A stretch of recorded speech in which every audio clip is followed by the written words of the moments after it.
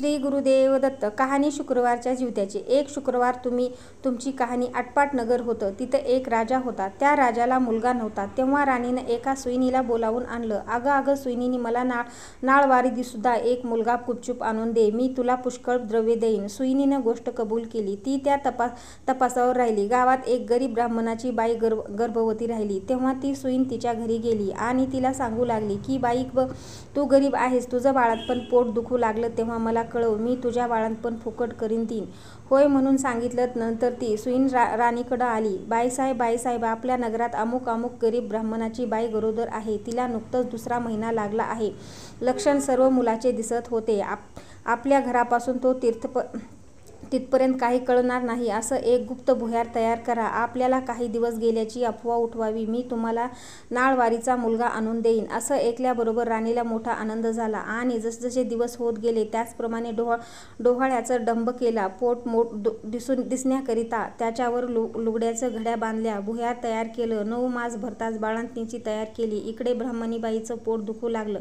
सुईणीला बोलावून आणलं. त्याचबरोबर तुम्ही पुढं व्हा, मी येते म्हणून सांगितलं. धावत राणीकडं आली. पोट दुखण्याचं ढोंग करायला सांगितलं. नंतर ब्राह्मणाच्या घरी आली. बाई, तुझी आई पहिली खेप डोळे बांधले तर भिकारण नाही बांधलेले तर भय वाटेल असं सांगून तिचे डोळे बांधले. ती बाळंत झाली. मुलगा झाला. सुईणीनं एका दासीकडून भुयाराच्या वाटेनं मुलगा राणीकडं पाठवला व तिनं एक वरवंट घेऊन त्यास एक कुंच बांधला आणि तिच्या पुढे ठेवला. मग बाईचे डोळे सोडले. तुला वरवंटात झाला असं सांगू लागली. तिनं नशिबाला बोल लावले. मनामध्ये दुःखी झाली. सुईणी निघून राजवाड्यात गेली. राणीसाहेब बाळंतीणा झाल्याची बातमी पसरली. मुलाचं कोड कौतिक होऊ लागलं. इकडे ब्राह्मणबाईनं नेम धरला. श्रावण मासी दर शुक्रवारी जिवत्याची पूजा करावी आणि नमस्कार करून म्हणावं, जय जिवतीबाई माते, जीव माझं बाळ असेल तिथं खुशाल असो असं म्हणून तिनं तांदूळ उडवले. ते ह्या मुलाच्या डोक्यावर पडावे. हिरवू लवले, नेसल हिरव्या बांगड्या, लेणं वर्ज केलं, धुणं वलांडण बंद केलं. याप्रमाणे ती नेहमी वागू लागली. इकडे राजपुत्र मोठा झाला. एके दिवशी बाहेर फिरायला निघाला. त्या दिवशी ती न्हाणं आपल्या अंगणात राळे राखीती बसली होती. तेव्हा ह्याची नजर तिजवर गेली. हे मोहित झाला. रात्री तिची भेट घ्यायची निश्चित केलं. रात्री तिच्या घरी आला. दारात गाय वासरू बांधलं होतं. चालत राजाच्या पाय वासराच्या शेपटावर पडला. वासराला वाचा फुटली. ते आपल्या आईला म्हणालं, कोण्या पाप्यानं माझ्या शेपटावर पाय दिला? तेव्हा म्हणाली, जो आपल्या आईकडे जावयास भीत नाही तो तुझ्या शेपटावर पाय द्यायला निर्बल काय? हे ऐकून राजा मागे परतला आणि घरी घेऊन आपल्या आईपासून काशीस जाण्याची परवानगी घेतली. काशीत जाऊ लागला. जाता एक ब्राह्मणाच्या इथे उतरला. त्या ब्राह्मणाला पुष्कळ मुलं होती, पण ती 5वी-6वीच्या दिवशी जात असत.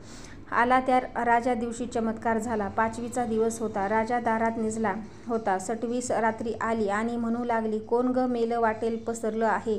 जिवती उत्तर करीत, अगं माझं दे नवसाचं बाळ निजलं आहे. मी काही त्याला वलांडू देणार नाही. मुलगा आज जाणार म्हणाला.